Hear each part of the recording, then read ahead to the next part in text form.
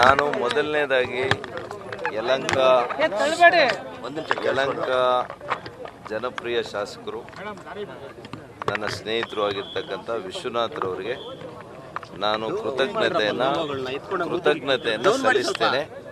ನಾನು ಪ್ರಾರಂಭದಿಂದ ಹೇಳ್ತಾ ಇದ್ದೆ, ಇದೆಲ್ಲ ಕೂಡ ಕೆಲವು ದಿನಗಳು ನಾವೆಲ್ಲ ಕೂಡ ಸೇರಿ, ನಮಗೆ ಮೊದಲಿನಿಂದನೂ ಸ್ನೇಹ ಇದೆ, ಯಾವತ್ತೂ ಕೂಡ ನಮಗೆ ಅವರ ಮಧ್ಯೆ ಯಾವುದೇ ಭಿನ್ನಾಭಿಪ್ರಾಯ ಇಲ್ಲ. ಹಾಗಾಗಿ ನಾವು ಒಂದೇ ಪಕ್ಷದಲ್ಲಿದ್ದೇವೆ. ಇವತ್ತು ಮಾನ್ಯ ನರೇಂದ್ರ ಮೋದಿಯವರನ್ನು ಅವರ ಹ್ಯಾಟ್ರಿಕ್ ಗೆಲುವಿಗಾಗಿ ನಾವೆಲ್ಲ ಕೂಡ ಒಂದಾಗಿದ್ದೇವೆ. ಒಂದೇ ಕುಟುಂಬದವರಂತೆ ನಾವು ವರ್ತಿಸ್ತೇವೆ. ಇವತ್ತು ಅಭ್ಯರ್ಥಿ ನಾನು ಇರ್ಬೋದು, ಆದರೆ ಇವತ್ತು ನರೇಂದ್ರ ಮೋದಿಯವರು ಪ್ರಧಾನಿ ಮಾಡುವಂಥ ಚುನಾವಣೆ ಇದೆ, ಈ ದೇಶದ ರಕ್ಷಣೆಯನ್ನು ಮಾಡುವಂಥ ಚುನಾವಣೆ. ಹಾಗಾಗಿ ಇವತ್ತು ನಾವೆಲ್ಲ ಕೂಡ ಏನೇ ವೈಯಕ್ತಿಕ ಒಂದು ಆಸೆ ಆಕಾಂಕ್ಷೆಗಳು ಏನೇ ಇದ್ದರೂ ನಾವು ಬದಿಗಿಟ್ಟು ನಾವು ಖಂಡಿತವಾಗಿಯೂ ಕೂಡ ಪಕ್ಷದ ಪರ ಮಾನ್ಯ ನರೇಂದ್ರ ಮೋದಿಯವರಿಗೆ ಅತಿ ಹೆಚ್ಚಿನ ಮತಗಳನ್ನು ಈ ಕ್ಷೇತ್ರದಿಂದ ಕೊಡಿಸೋದಕ್ಕೆ ನಾವೆಲ್ಲ ಕೂಡ ಸೇರಿ ಇವತ್ತು ಯಲಹಂಕದಲ್ಲಿ ಉದಾಹರಣೆಗೆ ಮಾನ್ಯ ವಿಶ್ವನಾಥ್ರವರ ನಾಯಕತ್ವದಲ್ಲಿ ಚುನಾವಣೆಯನ್ನು ನಾವು ಎದುರಿಸ್ತೇವೆ.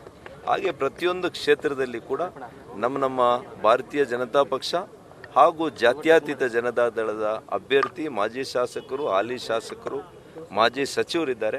ಇವರೆಲ್ಲರ ನಾಯಕತ್ವದಲ್ಲಿ ಎಲ್ಲದಕ್ಕಿಂತ ಹೆಚ್ಚಾಗಿ ಮಾನ್ಯ ನರೇಂದ್ರ ಮೋದಿಯವರ ಅಭಿಮಾನಿಗಳ ಒಂದು ಏನು ಸಾಗರೋಪಾದಿಯಲ್ಲಿದೆ, ಅವರ ಒಂದು ಶ್ರೀರಕ್ಷೆ ಕೂಡ ಈ ಚುನಾವಣೆಯ ಫಲಿತಾಂಶದ ಮೇಲಿದೆ.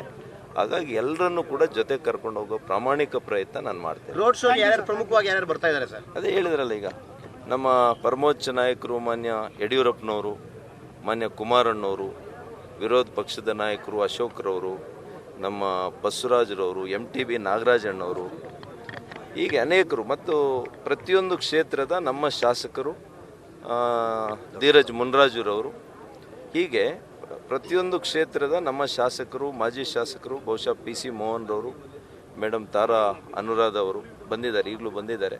ಸಂಜೆ ಕೂಡ ಬರಲಿಕ್ಕೆ ನಾನು ವಿನಂತಿ ಮಾಡಿದ್ದೇನೆ. ವಿಶ್ವನಾಥ್ರವ್ರಿಗೆ ಕೂಡ ನಾನು ವಿನಂತಿ ಮಾಡಿದ್ದೇನೆ, ಸ್ವಲ್ಪ ತಡ ಆದರೂ ಕೂಡ ಬಂದು ತಾವು ಇದರಲ್ಲಿ ಭಾಗಿಯಾಗಬೇಕು ಅಂತ ನಾನು ಮನವಿಯನ್ನು ಮಾಡಿದ್ದೇನೆ. ನ್ಯೂಸ್ ಫಸ್ಟ್, ನಿರ್ಭೀತಿಯಿಂದ ನಿಮ್ಮ ಪರವಾಗಿ.